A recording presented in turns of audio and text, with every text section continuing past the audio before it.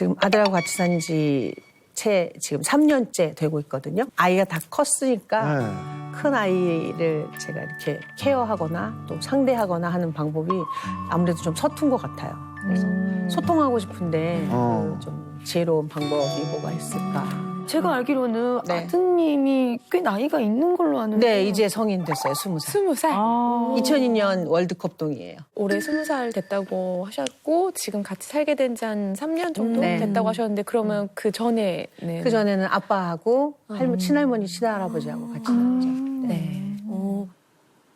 네. 이혼하고 나서 아빠랑 같이 지내면서 저는 이제 뭐 이틀이 멀어라 가서 만나서 밥 먹고 하고 하지만 아무래도 이게 같은 공간에서 같이 밥 먹고 숨 쉬고 눈 마주치는 게 아니니까 결핍이 있었을 것 같아요. 약간의 좀 분노 조절도 잘 안 되고 또 그게 이제 약간 폭력성 있게 나오고 그리고 화를 잘 다스리지 못하고 그러다 보니까 결과물이 좋지 않겠죠, 당연히. 그래서 도저히 이제 아빠랑 못 살겠다고 본인은 저희 집에 왔지만 그것도 쉽지 않았을 텐데. 그러니까 늘 그걸 갈망은 하고 있었던 것 같아요. 당연히 그러겠죠. 엄마 손이 그리우니까. 그렇죠. 그럼 와. 근데 갑자기 왔어요. 그래서 제가 준비를 채 못했어요. 아니, 그 충분히 대화가 돼서 온 게 아니고 갑자기. 네, 충동적으로 온 거였기 때문에 뭐 언제든 와도 언제든 준비가 돼 있다고 말은 했는데 기능적인 준비가 안 된 거예요. 그래서 잠을 편하게 잘 만큼의 공간이 안 돼서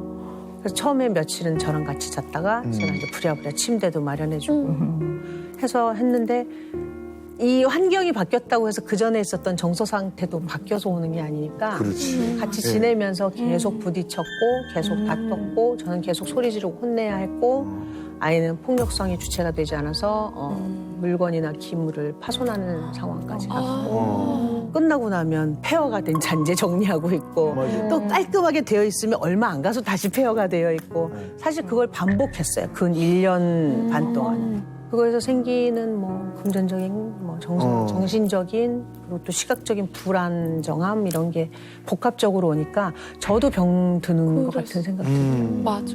아, 많이 힘드셨겠다. 그죠? 다른 것도 아니라 자식이 오랜만에 다시 합쳐졌는데. 네, 좋은 만큼 네. 고통스러운 것도 그걸 있더라고요. 바라보는 것도 네, 너무 네. 많이 힘드셨을 것 같아요. 네.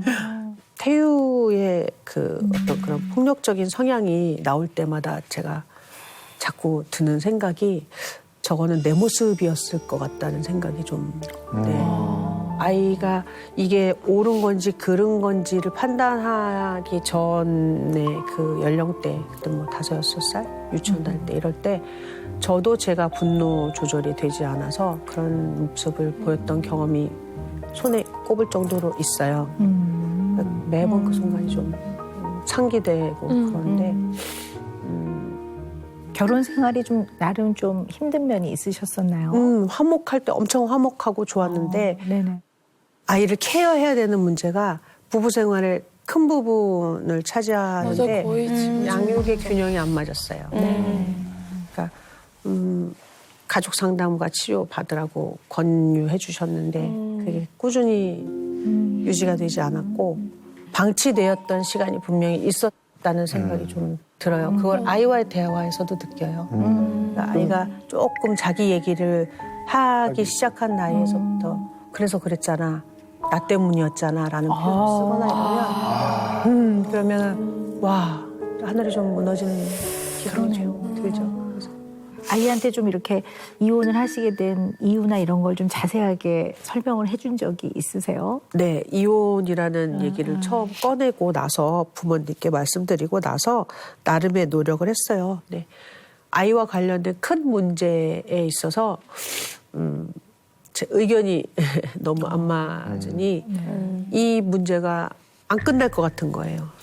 또 두 사람이 또 남성으로서 여성으로서의 또 감정에 대한 문제도 있었고 하다 보니까 둘이 안 좋은 모습을 아이한테 계속 보이느니 각자 살면서 건강한 모습을 보여주는 게 차라리 낫지 않겠느냐. 그리고 아이한테 설명할 때는 엄마는 여전히 네 엄마고 아빠는 여전히 네 아빠고 엄마하고 아빠가 한 공간 안에 살지 않는 건 엄마하고 아빠가 갖고 있는 문제인 거지 너 때문이 아니다. 그리고 아빠가 널 사랑하는 거 엄마가 널 사랑하는 건 전혀 의심하지 말아라. 네. 최선을 다하셨네요. 네. 네, 우리 주변을 보면 아이를 낳고 나서 육아관이 너무 달라서 부딪히다 보니까 너무 사이가 나빠졌어요. 이런 사람들이 의외로 꽤 있죠. 많아요. 네, 왜냐하면 각자 다른 사람이고 경험한 것이 다 다르기 때문에 이 둘이 아이를 낳았는데 이 아이를 바라보는 듯이 어떻게 키우겠다는 거는 굉장히 다르거든요.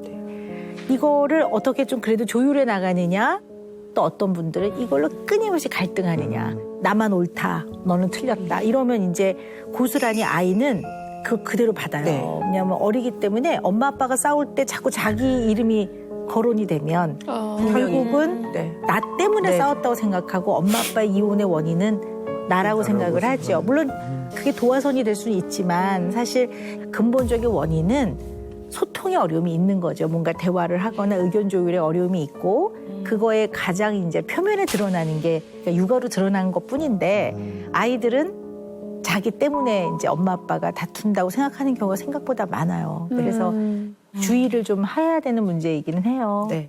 아이가 그러면 엄마한테 이렇게 화를 내는 이유가 왜일까 이런 생각해 보셨을 것 같아요. 보통 사람들은 다 화를 내잖아요. 화를 그러나 내죠. 이제 네. 화를 내는 방법이 사회적으로 용인이 되느냐 안 되냐의 기준이 있잖아요. 좋다 나쁘다 기준이 없지는 않을 텐데 그 순간은 아마 있는 것 같아요. 그러니까 계산을 해서 뭔가 영악하게 하는 게 아니라 철저히 이제 충동이랑 감정에 의해서 그러다 보니 남한테 피해를 주기도 하고 본인은 본인이 아니라고 했지만 저는 이제 또 뒤수습하게 다니고 막 물어주러 다니고 그러셨군요. 들어간 금전이 뭐 어마어마하고 근데 하나 궁금한 건 있는데요. 화날 만한 상황이 맞긴 맞아요? 네 맞기는 맞는데 그 정도로 화를 그러니까 정도의 문제가 네 정도의 있다고 볼 수가 있겠네요. 네. 영주 씨가 아들을 잘 더 이해하기 위해서는 이 포인트가 굉장히 중요한 포인트인 것 같아요. 왜 이 아들은 엄마한테만 이렇게 극심하게 감정 조절이 안 될까? 이걸 좀 더 자세하게 좀 생각을 해봐야 될 것 같아요. 제가 그거를 해결하거나 무마하기 위해서 선택한 방법이 아이한테는 이걸 습관화되기 쉽게 만든 환경을 주지 않았나. 보통 화를 내는 가장 주된 상황은 요구 조건이 관철되지 않았을 때 본인 생각에는 굉장히 절실한 부분인데 그럼 대체로 어른들이 화를 내고 그런 모습을 보기 싫으니까 요구 조건을 들어주기 시작하면서부터 그게 아 나는 앞으로 화를 내면 이걸 얻을 수 있겠구나라고 혹시 은연중에 그게 자리 잡지 않았을까라는 생각도 좀 들고 반성했던 부분도 사실 그렇고 사실 이제 저는 아이가 조금 다른 아이들하고 다르다는 걸 좀 일찍 알았어요. 더 어렸을 6살, 6살 그 사이에 자가 진단을 해봤거든요. 근데 이렇게 딱 질환명이 나오더라고요. ADHD. ADHD. 주의력 결핍 행동장애로 나와서 아 이건 그냥 지나가면 안 되겠다 해서 솔직히 조금 제가 생각해도 좀 이른 나이에 상담을 시작을 했어요. 근데 오 박사님이랑. 처음에는 이제 동네 병원에 갔는데 네. 거기서도 진단을 그렇게 해주셔서 상담 치료 받으시면 어떻겠냐 해서 사실은 그때쯤 해서 시작한 것 같아요. 유치원 들어갔을 때쯤. 제가 아드님을 만났을 때가 아마 초등학교 한 3, 4학년, 4, 네, 5학년, 9살 그때였던 걸로 기억을 해요. 근데 2학년이네. 되게 재밌었던 아이인 것 같아요. 되게 유쾌하고 네. 잘하고. 근데 그때도 제가 제일 걱정이 됐던 게 감정이 탁 건드려지면 굉장히 그 영향을 너무 많이 받아가지고 화를 많이 냈었어요. 네네. 그래서 이제 사람은 사람하고 살아가야 되는데 수많은 자극을 주고받는데 특히 감정 자극이 인간 사이에서는 굉장히 많이 네, 주고받아지거든요. 이제 그런데 영향을 많이 받더라고요. 그래서 제일 걱정스러웠고 이제 ADHD 얘기를 조금 잠깐 하자면 사람이 일정한 나이가 되면 조절 기능을 획득해요. 모든 생각과 행동과 감정과 욕구와 네. 이런 것들을 이제 어느 정도 조절을 해내야 되는데 네. 그 조절이 언제나 연령 기준으로 나이에 그래도 어느 정도 맞게 조절을 네. 할 수 있는 능력이 생겨야 되는데 요 능력이 조금 늦는 사람들이 있어요. 그래서 ADHD가 사람의 됨됨이에 문제가 있거나 그런 게 아니라 조절을 담당하는 기능이 좀 약간 덜 큰 거예요. 네. 한 사람만 놓고 보면 그래도 3년 전보다 낫다 이렇지만 자기 나이 기준으로 딱 보면 어린 거죠. 그러니까 나이가 어렸을 때보다는 성장하면서 조절을 좀 더 요구할 때 더더더 문제가 생기는 거죠.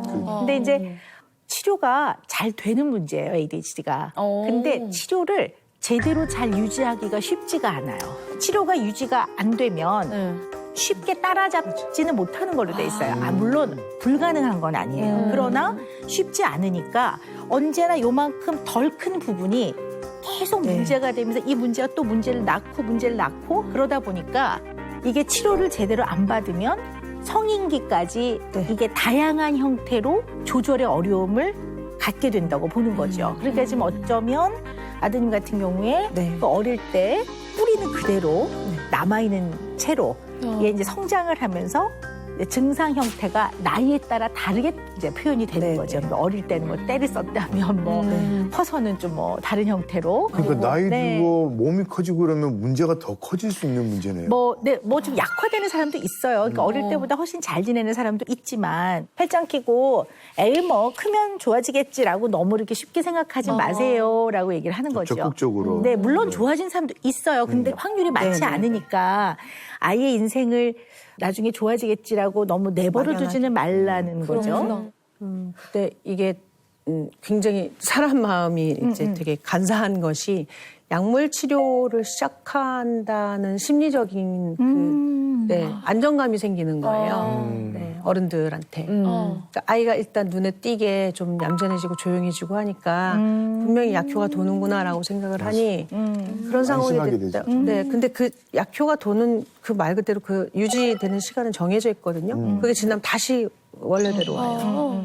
그러면은 어른들이 버릇처럼 하는 말은 약 먹었니? 약 안 먹었니가 나와요. 네. 근데 그게 어린아이들이 들을 때는 좀 지금 생각하면 어른인 제가 들어도 스트레스 받아서 날 뭘 취급하는 거야? 라는 생각이 드는데 어린 아이가 들었을 때는 마음이 어땠을까 그런 생각. 그래서 한동안은 약을 꾸준히 먹기보단 중간중간 쉬었어요.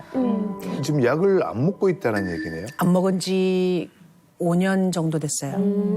그냥 일방적으로 병원을 가지 않았고 약을 먹기를 원하지 않았어요. 아기가? 네. 아이가 원치 않았어요. 영주 씨가 정말 중요한 얘기 하셨어요. 애가 약을 먹고 안 먹고 차이가 많이 난다는 거는 약이 잘 듣는다는 얘기거든요. 잘 들었을 때, 야, 너 이거 먹고 나면 네가 되게 많이 노력을 해서 정말 좋은 모습이야. 야, 멋지다. 이렇게 해줘야지. 약을 먹고 잘 지낼 때는, 됐어. 애가 문제 일으킬 때, 너 약 안 먹었지? 이러면 이제 아이가 굉장히 그 부분에서 부정적인 생각을 하게 될 수가 있는데, 그런 면에서 그때 그 당시에 아이는 어리니까 어떤 영향을 받았을지를 되짚어보면 한 번쯤 또 마음이 아픈 거죠. 네. 근데 우리 그 아드님 얘기를 들어보니까 학창 시절도 좀 이렇게 좀 만만치는 않았겠어요. 그렇죠. 아무래도 눈에 띄는 이 행동 양식을 보이다 보니 이제 초등학교 1학년 때 학부모들 와서 참관 참관 수업. 수업하라고 하는데 제 아들은 자리가 없어요. 앉아있질 않으니까. 복도를 이제 혼자서 막. 이제 학부형들이 학기 초에 저 불러서 햄버거집에 아침 8시 애들 등교시켜놓고 엄마들 따로 모았는데 7명, 8명 엄마들이 저보고 전학을 권유하더라고요. 그거 좀 너무한 거 아니야? 네, 학교 다니 3개월 좀 안 됐을 때였거든요. 그래서 왜 그러시냐 했더니 정상이 아니라면서요. 그리고 뭐 그런 아이들 다니는 학교가 있는데 그런 데 알아보라고. 그래서 제가 그랬어요. 그런 아이들이 어떤 아이들이냐. 그런 아이들이 다니는 학교가 있으면 말씀 좀 해주시라. 제가 그래서 뻗쳤어요. 무릎 꿇고. 저 못 가요, 전화. 무릎까지 꿇으시면서. 네, 무릎. 그러셨구나. 근데 뭐 그냥 무릎 꿇는 건 어렵진 않더라고요. 그러니까 그쪽 부모님들은 또 내 자식들이 피해본다고. 그럼요. 네, 물론이죠. 네. 네. 영주 씨 말씀을 들어보면 여전히 자기 조절과 억제할 것을 억제해내는 그 기능이 아직도 조금 나이보다는 어린 것 같아요. 조금 덜 큰 건 분명한 것 같아요. 그런데 저는 쭉 들으면서 아드님의 여러 가지 어려운 양상이 성인형 ADHD이다라고만 100% 말할 수는 없다고 봐요. 물론 있어요. 있긴 있어요. 그러나 지금 이 아들의 마음 안에 섭섭함이 있는 것 같아요. 섭섭함? 엄마에 대한 굉장히 이렇게 막 서운하고 섭섭하고 이런 게 있어서 그게 딱 건드려지면 화가 확 나는 것 같아요. 저는 좀 그렇게 느껴져요. 본인이 필요하다고 할 때 제가 없었다는 얘기를 한 적이 있어요. 사춘기 시절이나. 네, 내가 엄마가 꼭 옆에 있었으면 좋겠는데 그때 엄마 없었잖아라고 얘기를. 누구보다 제일 많이 자기를 안다고 생각하는데 결정적일 때 자기를 모르는 것처럼 말한다고 얘기하기도 했거든요. 작년 여름에 제가 태유랑 살으려고 조금 더 좋은 집으로 이사를 했어요. 그래서 이제 방 만들어주고 음악을 하니까 작업실, 작업방도 만들어주고 하면서 이제 새 집에 왔으니까 제가 너무 기대치를 높이 가진 거예요. 뭔가 환경이 바뀌었으니까 좀 뭔가 효과적인 결과가 생기지 않을까. 근데 당연히 그건 아니었는데 그래서 제가 생각했던 목표대로 안 되니까 제가 또 부딪히고 아이랑 또 부딪히고 그래서 그것 때문에 이럴 거면 엄마랑 살 생각하지 말라고 또 얘기하고 그런 얘기 하니까 저한테 그러더라고요. 나는 엄마 아들이긴 하냐 뭐 이런 표현 쓰고 그 죄책감이라는 건 제가 외면한다고 해서 안 없어지더라고요. 제가 이제 정영주 씨의 얘기를 예전에 들은 적이 있는데 굉장히 친구 같은 엄마고 정말 많이 노력하세요. 같이 클럽도 가시고. 맞아요. 저는 그냥 하고 싶은 거를 빨리 찾기를 사실 바랬어요. 정유 과정을 제대로 이수하지 못했거든요. 고등학교 2학년 올라가자마자 학교를 자퇴를 했고 사실 검정고시 준비를 하고 있고 지금 네가 하고 싶은 걸 먼저 해라 그랬더니 음악 원에 관심이 있었고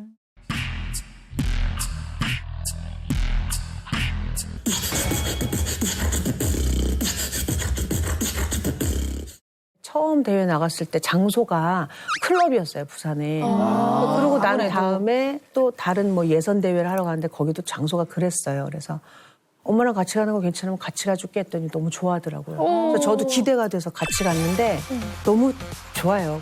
비트박스도 혼자 했어요.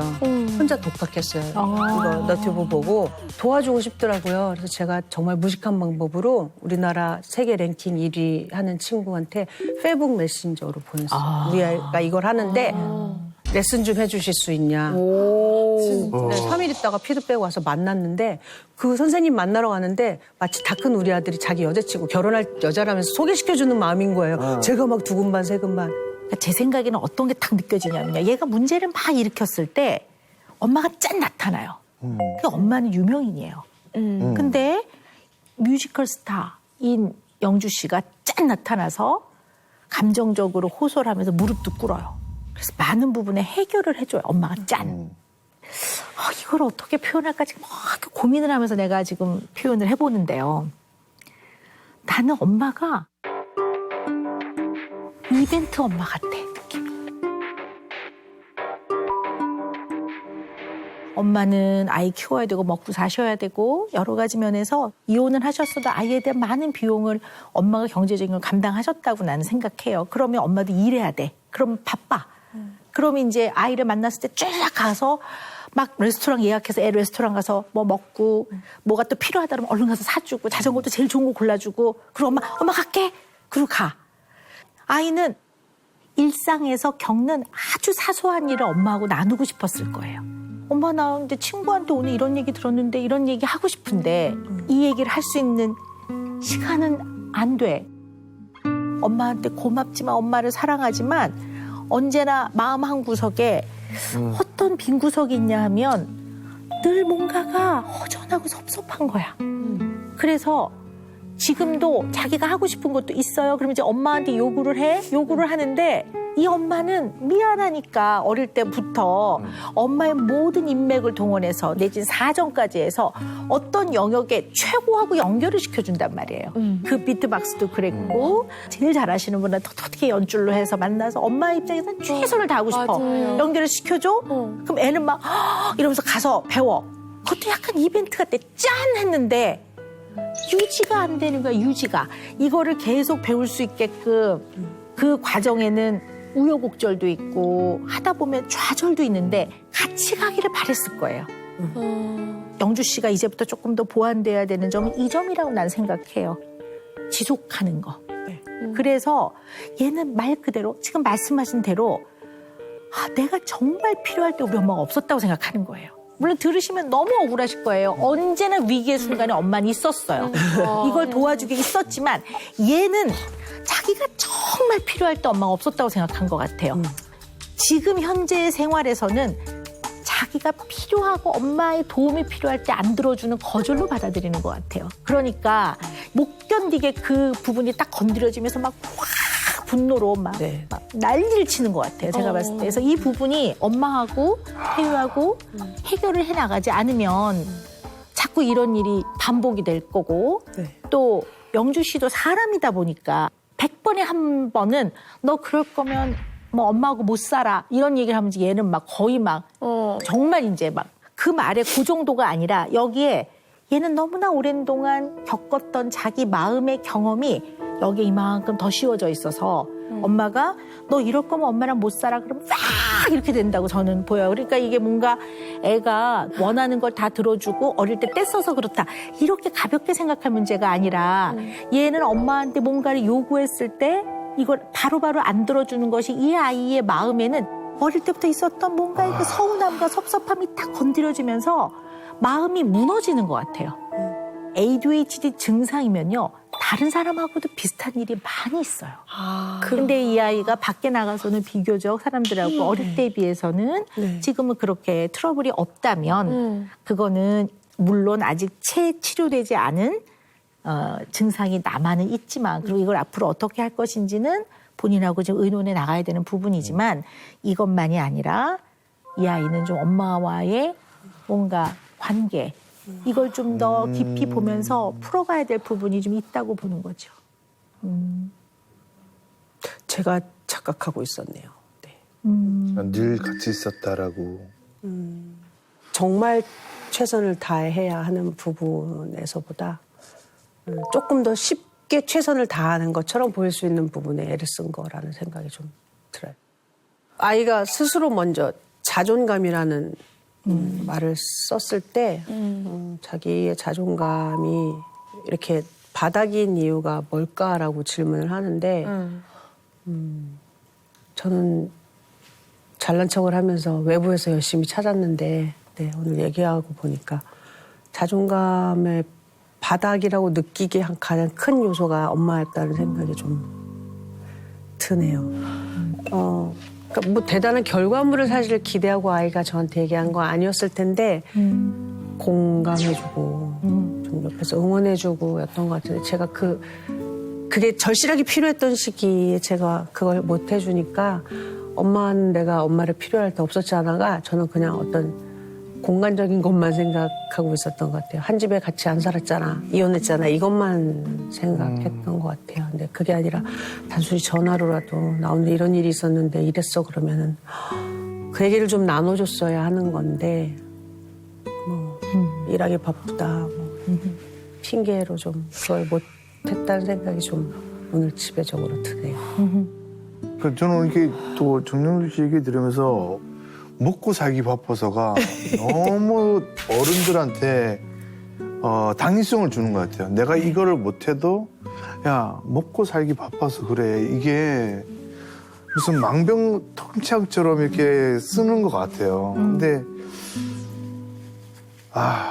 그래서 조금 더 그 과정을 어른들이 놓치는 것 같아요. 맞아요. 참 중요한 말씀이신데요. 근데 또 뭐 어떻게 보면 먹고 사는 게 힘들죠. 요즘에 이제 또 맞아. 근데 힘든데 어떻게 이러면서. 자, 근데 못 간 다음이 중요한 거예요. 못 간 다음 내지는 못 가게 되는 상황을 아이한테 아주 진정성을 가지고 솔직하게 얘기해야 돼요.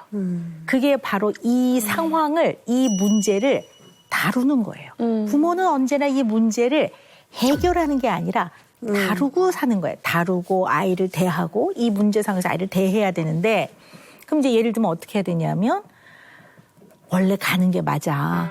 그리고 아빠도 네가 학교에서 어떻게 지내는지 정말 궁금해. 그래서 혹시 네가 우리가 못 가는 거에 대해서 돈 버는 게 너보다 더 소중하다고 생각할까 봐 염려된다. 근데 그거는 절대 그렇지 않아. 네. 다만 돈을 버는 것도 너를 잘 키우기 위함이니 너무 마음 상처받지 마라. 너를 사랑한다. 요게 빠지지 않아야 된다는 거. 이게 굉장히 중요한 부분이에요. 제가 제일 많이 생략한 부분. 또 혹은 저와 같은 저도요. 저도, 예. 네, 저와 같은 부모님들이 가장 많이 간과하고 생략하고 예, 맞아요. 이게 뭐 그렇게 대단히 뭐 중요한 걸까라고 사실은 몰라서 못하신 부분이 많으실 거라고 생각해요. 태유는 제가 보니까요. 옳고 그른 것도 다 알고 있고요.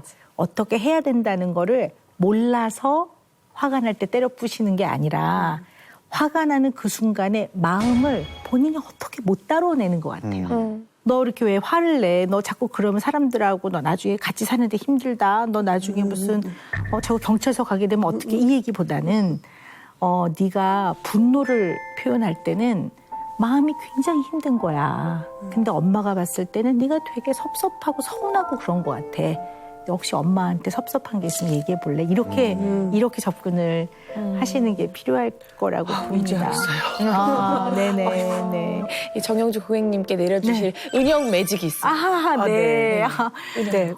저는요, 사실 이렇게 나름의 어려움이 있는 자녀를 최선을 다해서 키우는 이제 부모를 이렇게 앞에 두고 뭐 이렇쿵 저렇쿵 뭐 이래라 저래라 정말 그렇게 말하는 것 자체가 정말 죄송할 따름이에요. 근데 그러나 그냥 또 제가 할 수 있는 이제 그런 조언을 좀 드리자면요. 이벤트 해결사 엄마가 아닌 일상의 아주 소소한 것을 나누는 파트너가 되라. 동반자. 네. 파트너가 네. 일상의 아주 소소한 경험을 많이 쌓으셔야 될 것 같아요. 네. 그러면 이제 아드님이 우리 엄마하고 내가 연결되어 있구나 이렇게 느끼면서 마음이 좀 많이 편안해지고 여기서 오는 많은 일상의 경험과 추억과 소통과 마음을 나누는 교감, 공감 이런 것들이 많이 쌓이면 그 뭔가 섭섭함과 서운함의 그 공백을 그걸로 좀 메꾸고 좀 메꿔지면 땅이 이렇게 메꿔지듯이 탁 딛고 갈 수 있게 그렇게 한번 해보셨으면 좋겠습니다. 알겠습니다. 자, 제가 공황장애가 진짜 있다 보니까 사실은 이제 마음의 병이죠, 그쵸? 네, 고민도 많았고 스트레스가 조금 육체적으로 오는 단계까지 왔던 것 같은데 사실은 이거에 대한 여러 가지 저의 뭐 인생 스토리가 있겠으나 이거에 대한 단편적인 거를 좀 알게 된 건 사실 뭐 제 앞에 계신 우리 형돈이 형께서 많이 큰 인생의 좀 길잡이가 되어주신 것도 있죠. 맞아. 사실 뭐 요 얘기 짧게 하자면 아마 첫 해외 촬영이었을 거예요. 지관 씨. 제가. 예. 그래서 영국으로 같이 가서 곡 작업을 하는 건데. 두 분이서요? 예. 네. 그때 저 친구도 왔고 저도 심하게 와서 정말요? 저는 그 방송을 끝으로 쉬었고요. 맞아요. 그 방송을 끝으로 쉬었고 근데 이 친구는 얘기하는데 우리 이제 프로 입장에서 보면 딱 증상이 거의 뭐 반오형 아니겠습니까? 반은영? 그래서 한번 좀 가봐라. 너희는 이제 좀 진단을 한번 정확하게 받아보는 게 좋을 것 같다. 얘기해서 좀 재한이가 이제 그때부터 좀 적극적으로 다녔던 것 같아요. 제가 정확히 뭐라고 했냐면 형 심장이 뛰어요. 그랬는데 형이 나도야 라고 해서 별거 아닌가 보다 그랬는데 형 근데 불안하네요. 그러니까 나도인데 너도 공황일 수도 있겠는걸? 이라고 딱 이렇게 말씀을 해주셨어요. 그때. 그때부터 이제 일주일 동안 지내면서 이것이 진짜 공황장애인가 아닌가에 대해서 형이 하루 종일 상담을 해주시고 그 공황인 건 괜찮아. 그래서 왜요? 그러니까 착한 사람만 걸리는 병이야 라고 하는데 근데 거기서 인생이 너무나 큰 영원히 저한테는 뭐 진짜 큰 힘이 되어주시는 그러네요. 고마워요. 근데 2년 동안 연락이 없었어. 공황장애 얘기는 많이 네네. 들어봤는데 네네. 정확하게 공황장애가 뭐예요? 네. 이게 공황 발작을 패닉 어택이라고 하고요. 공황장애는 패닉 디스오더라고 합니다. 근데 공황 발작이 빈번하게 발생돼서 그것이 이제 일상생활에 영향을 많이 주고 또 이 불안장애로 인해서 여러 가지 치료의 도움이 꼭 필요할 때 이제 그때 공황장애라고 얘기를 합니다. 예를 들어서 가만히 누워 있는데 갑자기 100m 달리기를 전력 질주한 다음에 오는 심장 상태예요. 확 뛰거든요. 바바박 뛰는 거야? 네네. 그러니까 죽을 것 같은 거죠. 이러다가 진짜 네, 뛰어요, 실제로. 이러다가 이제 심장이 터져버리면 어떡하나. 이래가지고 이제 공포스러운 거죠. 그래서 죽을 것 같고. 근데 문제는 이 장기 자체에는 문제가 없고 이것에 명령을 내리는 대뇌에 로쿠스 세룰레우스라고 하는 청반액이라고 하는 부위가 알죠. 있는데 알죠. 그 부위가 이제 약간의 오류가 생긴 거예요. 잠깐. 그래서 오류 명령을 내린 거예요. 100m 달리기를 안 뛰었는데 야 100m 뛰었어. 그럼 심장한테 명령을 내려 빨리 뛰어. 그래서 막 뛰다 보면 이때 증상을 느끼는 거죠. 그로 인해서 이제 내가 죽으면 어떡하나 이래서 밖을 못 나간다든가 운전을 하면 옆에 있는 빌딩들이 와르르 무너지는 것 같아요. 그런데 터널 안으로 들어가면 거의 죽을 것 같은 공포를 느끼거나 그럴 수 있거든요. 네. 저요. 진짜 선생님 말씀하신 거에 너무나 공감하는 게 한 가지가 응급실을 갔어요. 공황 발작이 와가지고 갔는데 저희 맥박을 다 재시더니 저희가 해드릴 수 있는 게 없어요. 그래서 왜요? 저는 공황 발작 때문에 이 어떤 그 주사를 맞는 그것을 좀 필요로 하는데 그러니까 데이터 수치상으로는 심장이 그 정도까지 안 뛰셔가지고 드릴 수가 없어요. 근데 난 진짜 지금 죽을 것 같은데 네. 데이터는 정상이래요. 심각했네. 굉장히 심각했어요. 진짜 심각했어요. 네. 그래서 뭐 여러 가지 약물 치료나 뭐 그런 걸 통해서 좀 이겨내 보려고 했으나 사실은 그것도 습관이어서 약을 먹는 것도 약을 먹지 않으면 결국 이겨낼 수 없는 상황인 거고 어떻게 보면 그렇게 지내다가 운동을 알게 되고 그때부터는 딱 약을 다 끊었어요. 공황장애는 하나도 없고 우울한 것도 전혀 없고 스트레스나 그런 것도 없고 확실히 그 기분 좋음은 여유에서 나온다는 거. 그 여유는 체력에서 온다는 걸 제가 이 쇠질하고 나서 좀 알았죠. 너무 다행이다. 우리 재환 씨 약을 이게 전혀 좀 먹지 쉽지 않은 건데 그래도 이렇게 운동 중요하죠. 운동을 통해서 좀 건강을 많이 관리하고 또 공황장애는 불안장애 중에 하나니까 불안을 좀 본인이 잘 다스리고 잘 낮추고 진정하고 하는 것들을 배워나가면 잘 이렇게 다스리고 살 수 있거든요. 참. 자, 이렇게 해서 오늘 유지한 씨 고민이 모두 해결이 되었습니다. 네, 저는 이겨냈습니다. 함께 하신 소감 어떤지. 네. 지금 선물 드리면 되나요? 역시 감사합니다. 공황이 없어졌고 사실은 뭐 자. 예. 진짜 고민을 좀 말씀해 주세요. 아주 우리 귀하신 오은영 박사님을 지금 함께하고 있는데. 고민이 있나? 되게 행복해 보였는데? 행복해 보이죠? 그러니까 더 행복할 수 있는 그것을 찾아 나서고 있었는데 잘 안 되는 게 이제 연애. 사랑. 네. 요거 왜 이렇게 어렵나. 연애에 대한 많은 조언을 좀 드릴 수가 있죠. 네. 그래서 일단은 오늘 재환 씨 얘기를 자세하게 잘 들어보려고 해요. 네. 연애하기 딱 시작할 때쯤 제가 도망쳐요. 이게 썸 탈 때 도망간다고요? 그렇죠. 그러니까 연애가 이루어지기 전에 제가 제 스스로 물러서고 도망가는 약간 좀 전쟁 나면 후퇴하는 느낌? 그럼 연애가 시작되기 그 전까지의 과정은 밟아요. 밟아요. 좋아지고. 뭐 여러 가지 감정들을 느끼고 그런 대화를 주고받고 하는데 정작 그 순간이 되면 저는 도망가거나 그 순간조차도 제가 거부를 해요. 네. 그냥 내 인생에서 좋은 인생의 사람이 될 수도 있는데 잠깐의 그런 사랑의 감정으로 이 사람을 잃기에는 너무 소중하다. 그런. 연애를 하면 잃는다고 생각하시는 네. 거예요? 아니, 평생 갈 수도 있잖아요. 그러니까 딱 두 가지 중에 하나인 것 같아요. 평생 가서 아쉽게도 사별을 하거나 아니면 그 중에 이별을 하거나 그럴 거라면 더 오랜 시간을 그 사람과 좀 알고 지내는 게 낫지 않을까. 그래서 사람은 아예 그냥. 일단 지원아 요거 다시 받아. 이거 묘한데. 이거 진짜 묘한 얘기다. 네, 필요할 것 같아요. 제가 봐도. 네. 사랑. 아니, 상대방 여자는 상처받을 것 그러니까요. 같아. 되게 나쁜 엑스 아닙니까? 그렇게 따지면? 좀 한 끗 차이인데 제가 나쁜 X가 안 되는 사람 중에 하나가 되는 이유는 그 어떤 이 사람한테 시그널을 일도 보내지도 않아요. 그러니까 좋아하면 좋아하는 거에 대한 시그널을 하나도 안 보내고 그냥 상대방 정말 몰라요? 진짜 몰라요. 내가 이렇게 좀 너무 이성적인 느낌을 팍 줄 때 나는 이 사람을 그렇게 생각하지 않는데 라고 하고 나라는 사람의 그 관계력을 거절할 수도 있는 거고 아니면 안 좋아할 경우에 이 사람과 오랜 시간 같이 잘 지낼 수도 있는 거니까 안 고백하는 게 낫다. 그래서 굉장히 오랫동안 마음을 들추지 않은 상태에서 저만 혼자 이제 좋아하고 있죠.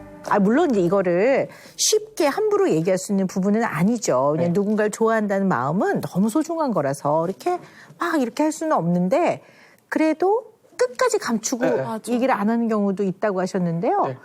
그럼 왜 그럴까 하는 게 이제 궁금하죠. 요거는 이제 저의 가치관 중에 하나인데 어. 그 연애를 한다는 거 그러니까 사랑을 한다 그리고 그 관계력이 주어진다는 것 연애의 관계력 이거는 약간 좀 스킨십 굉장히 관계가 좀 있는 것 같은데 사랑을 한다 곧 스킨십이 가능한 관계가 될 수 있을 것 같아요. 근데 그 스킨십을 포기한다면 그러니까 굳이 사랑하거나 고백하지 않아도 영원한 친구가 될 수 있을 텐데. 어허. 네, 그러니까 사랑하게 되면 언젠가 이별을 할 수도 있는 거고. 이별이 두려우세요? 이별 두렵습니다. 이별이 왜 두려울까요? 물론 이별을 좋아하는 사람은 없습니다. 근데 이별을 너무 두려워하면 네.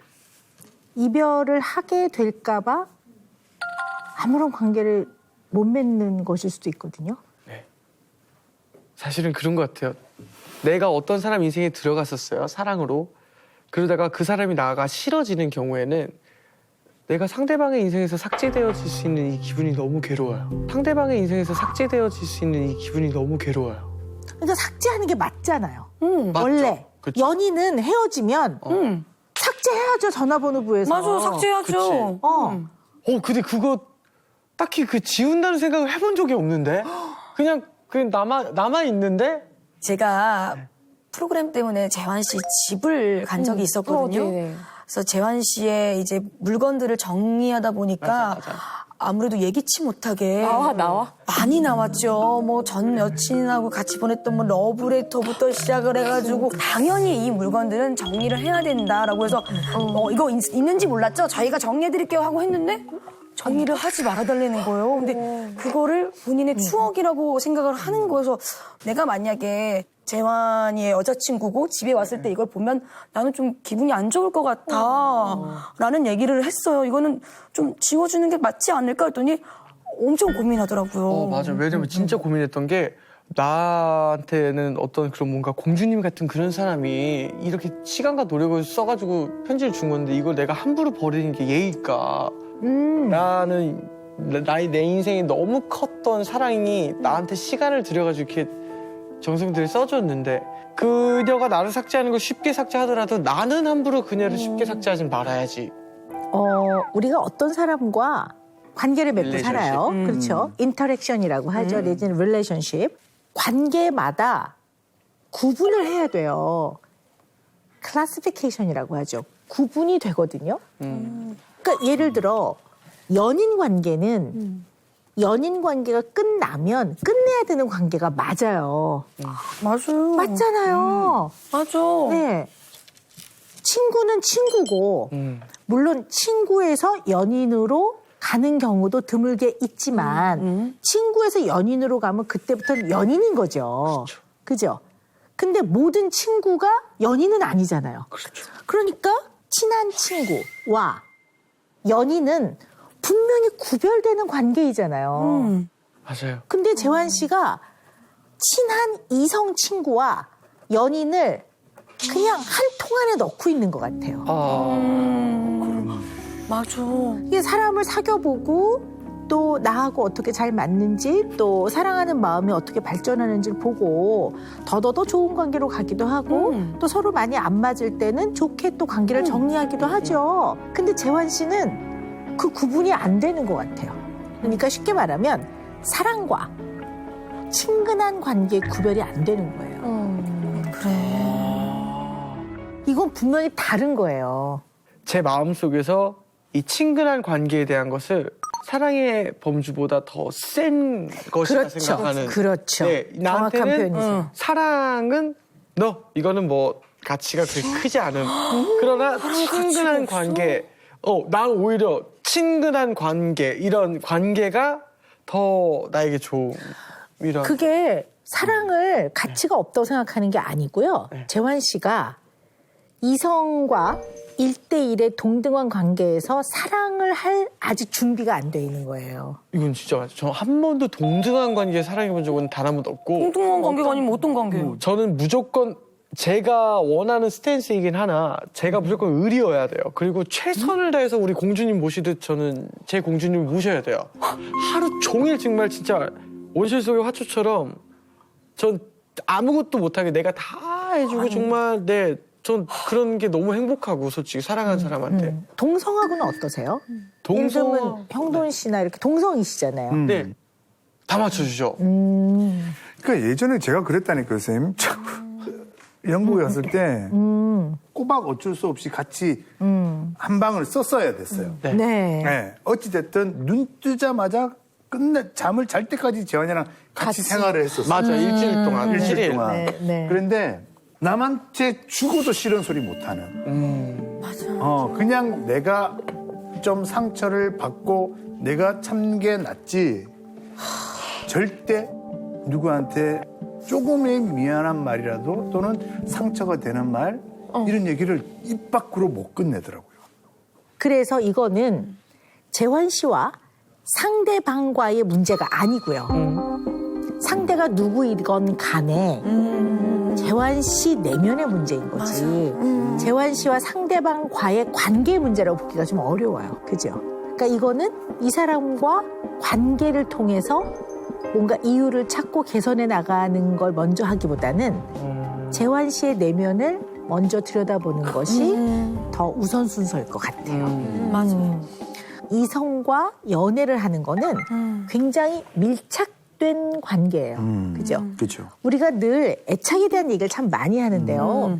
애착은 아주 중요한 사람, 가까운 사람과 관계를 시작하고 유지하려는 것을 애착이라고 해요.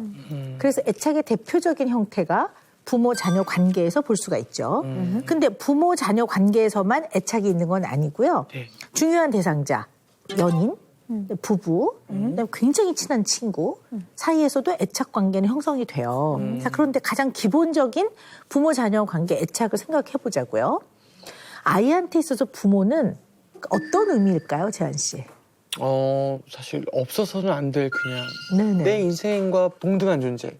내 인생과. 네, 그렇죠. 그러니까 생존과 생명 유지에 필수적이고, 그죠. 그래서 우리가 예를 들어 부모와 관계가 편안하면 마치 왜 바다에서 풍랑이 쳤을 때 배가 막 흔들리고 이렇게 막 파도가 오나 보다 그래도 저기에 불빛이 보이면서 항구가 보여요. 네. 그러면 곧 저 항구에 가면 다 안전하게 내릴 수 있겠지 이런 마음으로 아이들이 부모에게 느끼는 네. 안정감과 안도감이에요. 이게 굉장히 중요하거든요. 그래서 이런 애착이 잘 형성이 되면 이것을 안정애착이라고 해요. 안정애착은 부모와 관계가 편하기 때문에 이걸 토대로 다른 사람과 관계를 맺을 때 편안해요. 뭐 학교에서 친구를 사귀는데도 이게 다 중요하다고 보는데 심지어는 아주 밀접한 관계를 맺는 연인, 거기 더 나아가서 배우자는 말할 것도 없겠죠. 근데 이제 이러한 애착이 유형이 여러 가지가 있단 말이에요. 안정 애착도 있지만 이제 불안정 애착 중에는 집착형도 있고 회피형도 있고 그다음에 이제 공포 회피형이라고 해가지고요. 이걸 이제 혼란형이라고도 하는데요. 이렇게 나눠요. 네. 이걸 왜 탐색을 해봐야 되냐면 내가 우리 부모와의 관계에서 이러한 애착이 어떤 유형에 속하냐를 알아야 내가 중요한 사람과 어떤 관계를 맺는지를 좀 내 자신을 탐색해 볼 수가 있기 때문에 이제 이런 것들은 되게 중요해요. 그래서 성인 애착 유형 검사를 했죠. 네, 했었습니다. 네. 근데 우리 재환 씨는요 혼란형 애착이 나왔어요. 네, 공포 회피형. 네, 공포 회피형이라고 해요. 혼란형이에요. 디스오가나이즈 타입이라고 하는데요. 제일 좀 적은 편이고요. 물론 이제 다 그런 건 아니지만 꼭 그런 건 아니지만 누구에게 다가가고 싶은데 다가가면 공격을 받을 것 같고 그래서 또 공격받을까 봐 무서워서 멀어지면 외로워. 그래서 또 다가가고 싶어. 다가가면 또 공격할 것 같아. 굉장히 혼란스러운 상태의 애착의 유형이라고 보거든요. 지금 재현 씨 상태는 너무나 제가 소름 돋는 게 경경님께서 이걸 딱 강아지의 표현을 해주신 적이 있어요. 저를. 너는 관심 받는 거를 좋아하는 애야. 근데 진짜 관심을 받으면은 으르렁 짖어. 왈왈왈. 근데 또 관심을 안 주면은 네가 다시 짖어. 왈왈왈. 관심 달라고. 근데 또 관심을 주려고 다가가면 또 경계하고 두려워해. 그런 것처럼 어떤 것도 제가 만족할 수 없거나 또는 어떤 것도 받아들이지 못하는 그런. 그럼 어떻게 돼? 이러지도 저러지도 못하는 거잖아. 전 못해요, 네, 진짜. 그래서 혼란스럽다고 보통 이제 얘기를 하는데요. 혼란스럽다. 네, 이제 보통 뭐 부모가 아이가 어렸을 때 이런 행동을 하면 조금 혼란형 애착을 형성하는데 영향을 주게 됩니다라는 게 있어요. 대표적인 게 예를 들면 애를 불러요. 일로 와, 재환아, 이리 와. 그 애가 막 따라가면 엄마 앞에 딱 왔는데 싹 등을 돌려버린다. 왜 돌려? 그러니까 뭔가 굉장히 일관되지 않게 아이를 대한다든가 아니면 공격적이거나 폭력적으로 크는 경우에 그런 경우도 있다고 해요. 그러니까 혼란형 애착 형태를 가진 사람들이 굉장히 힘들어요. 사람을 끊임없이 그리워하는데 가까이 다가가면 의심이 되고 혹시 나를 버리는 거 아니야? 뭐 나를 이용해 먹는 거 아니야? 그랬다가 또 그러면 이제 이게 두드러지기 전에 먼저 거절받기 전에 먼저 관계를 정리해 버린다든가 그래서 멀어지면 굉장히 불편해지는 거죠. 또 외롭고 또 외로우니까 또 다가가고 다가가지만 그래 우리는 좋은 관계고 더 잘 지낼 수 있어라는 그런 부분에서 굉장히 어떻게 보면 흔들리고 마음이 힘이 드는 거죠. 그런 면들이 있는지를 잘 살펴볼 필요는 있을 것 같아요. 있네요. 어떤 면이 좀 그런 것 같으세요?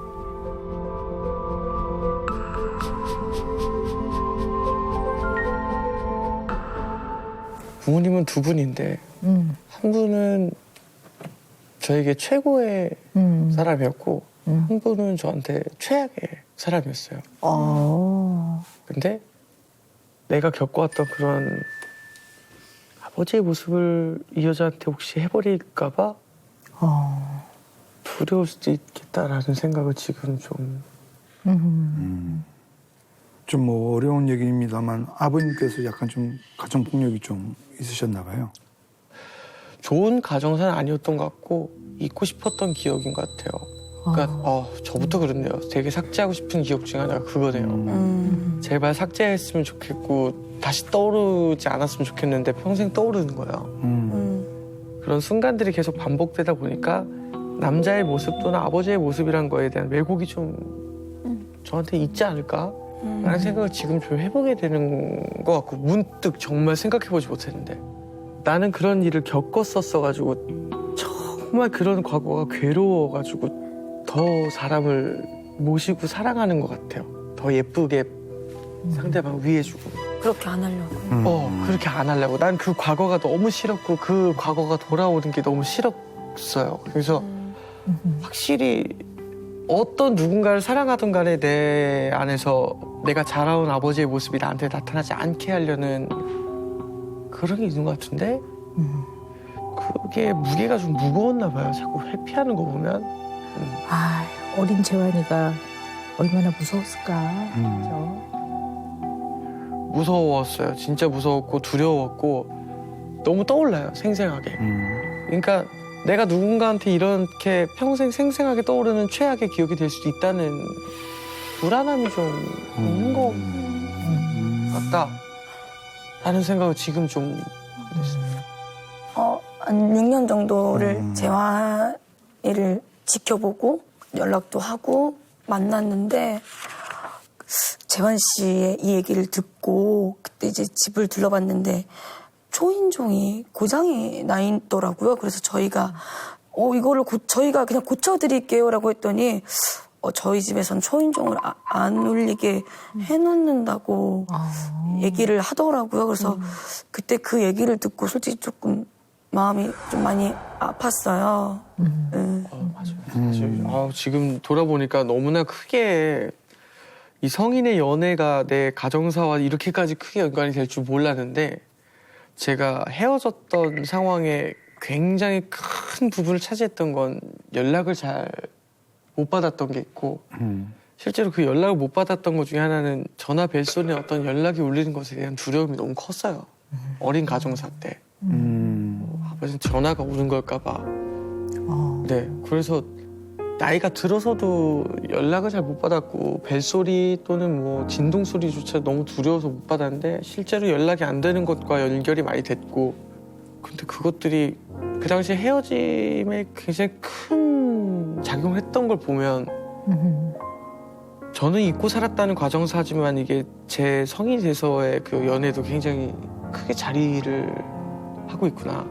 지금 이 순간에도 굉장히 삭제하고 싶고 떨쳐버리고 싶지만 이게 굉장히 마음처럼 안 되는 기억이네요. 네. 그래서 최선의 남자가 되고 싶었던 것 같아요.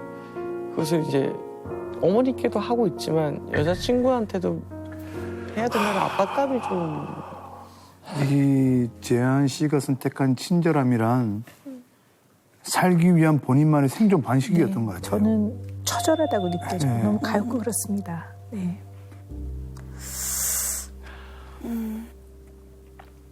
물론 이제 100% 언제나 똑같진 않지만 일반적으로 부모가 자식을 버리지 않잖아요. 아니에요. 일반적으로는 버리지 않아요. 아, 그렇죠. 네, 일반- 일반적으로 부모가 자식을 안 버려요. 그리고 부모는 자식을 위험으로부터 보호해요, 일반적으로. 그죠? 근데 만약에 오히려 공격을 해요. 그리고 부모가 자식을 어쨌든 버려요. 네. 버린다는 게 뭐 돌보지 않고 어디 뭐 다른 데를 가버린다든가 뭐 이런. 그랬을 때 사람이 나를 거절할까 봐 너무너무 두려워요. 그리고 조금만 상대가 나를 거절할 것 같은 낌새가 조금만 보여도 지나치게 자기 보호 본능이 일어나서 그래서 먼저 거절을 해버린다든가 아니면 거절이 두려우니까 지나치게 맞추어 준다든가 그래서 마음 안에는 사실 자기에 대한 부정도 있는 거예요. 편안하지가 않은 거야, 자기 자신이. 그리고 관계에서는 상대도 잘 못 믿는 거예요. 그러니까 나도 부정하고 상대도 부정하는 거죠. 그러다 보니까 편안하고 신뢰로운 관계를 맺는 게 쉽지 않을 거예요. 불가능하진 않아요. 근데 쉽지 않아요. 그리고 이거를 재환 씨가 뼈저리게 알아야 굉장히 뼈저리게 노력하면서 바꿔나갈 수가 있어요. 되게 비일반적인 일을 전 겪었어요. 사람이 사람을 버리는 거를 겪어왔던 것 같고 사람이 사람의 인연을 본인 스스로 끊는 것도 보았고 어렸을 때부터 그렇게 겪다 보니까 나는 그렇게 되지 말아야지라는 압박감이 좀 더 컸는 건지 되게 많은 사람들한테 친절하기 시작했는데 사랑하니까 더 친절해야 돼라는 게 있었던 것 같아요. 근데 이게 올바른 친절함은 아닌 내가 내 자신한테에 대한 뭔가 좀 굉장히 좀 삐딱하게 좀 잘못 받아들여진 가치관인 것 같아서 지금. 삐딱이라기보다는 나는 그냥 처절하도록 가엾고 안 됐어요. 내를 들어보니까. 부모를 어찌 선택할 수 있습니까? 그리고 어린 시절에 겪었던 것을 그 어린 나이에 본인을 어떻게 보호할 수 있었겠습니까? 그런데 재환 씨는 재환 씨의 아버지가 아닙니다. 재환 씨와 아버지는 다른 사람입니다. 그래서 인생도 다릅니다. 살아가는 경로도 다릅니다. 그래서 결과도 다릅니다. 유재환은 유재환의 인생을 살아가면 됩니다.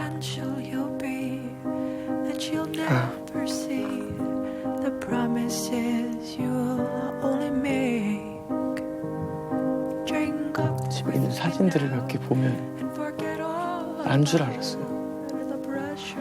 닮았으니까. 그게 삶이 되는 줄 알았어요. 닮았으니까 생긴 게 핏줄이라. 재환 씨는 아버지가 아니거든요. 제가 이렇게 얘기한다고 아버지를 반드시 미워하라는 건 아니에요. 그런데 또 반대로 미워하는 마음이 좀 든다고 해서 재환 씨가 나쁜 사람은 아니에요. 그런데 어린 시절에 다른 사람도 아닌 부모가 부정적 감정을 과하게 노출을 하면 이 부정적 감정이 너무 두려운 걸로 배워지게 되죠. 그러니까 해도 당연한 네. 감정 중에 네, 하나인데 당연한 감정이지만 그렇게 되면 부정적 감정이 내 마음 안에서 일어나는 것조차 두렵단 말이에요. 그리고 그것을 어떻게 표현해야 되는지조차 또 경험하지 못했어요. 그러니까 원래 재환 씨는 스윗하고 친절한 사람 맞아요. 그건 원래 유재환이라는 사람은 그런 사람 맞아요. 그러나 이러한 인간이라면 너무나 느끼는 게 당연한 부정적인 감정을 표현하는 게 어려워서 그것을 과도하게 친절로 표현하는 건 하지 말아야죠. 원래 친절한 사람인 거는 맞지만 그래서 당연히 느껴야 되는 부정적인 감정을 느낀다고 해서 어떤 누구도 재환 씨 싫어하지 않아요. 그건 너무나 당연하다고 생각해요. 그래서 거절받을까 봐 두려워하는 그 마음을 이해합니다. 그리고 그것이 굉장히 오랜 동안 지속되어 왔던 그런 감정이기 때문에 이 시간을 통해 금방 없어지지 않아요. 이거는 재환 씨가 한동안 굉장히 긴 시간 동안 자기 자신을 좀 더 이해하고 탐색해보고 하는 과정이 좀 필요할 거예요. 그것이 재환 씨의 내면의 성장을 도울 거라고 봐요. 그리고 재환 씨는 참 좋은 사람이기 때문에 그 과정을 통해서 좀 더 편안하고 성숙된 사람으로 갈 수 있을 거로 저는 생각을 해요. 그래서 화내도 괜찮습니다. 네. 맞습니다. 네. 오늘 어때요? 너무 생각하지 못했던 난 왜 사랑을 못할까를 생각하고 나왔는데 이 사랑의 시작이 굉장히 먼 훗날부터 이어져 오는 거드네요. 아버지가 되지 않을 것은 맞아요. 전 저니까. 그렇죠. 근데 또 아주 돌아보면은 뭐 잘해줬던 기억이 없냐 그러면 없지도 않았던 것 같아요. 네. 그럼 그 기억을 좀 골라낼 수 있는 마음의 어떤 여유나 오늘 이 시간을 통해서 진짜 드디어 알게 됐는데 좋은 걸 좀 골라서 좀 나한테 적용시킬 수 있는 좋은 아빠가 될 수 있지 않을까라는 이제 좋은 남자가 될 수 있지 않을까. 네. 내 인생의 사랑이 이번 생은 망했다는 아니구나. 네.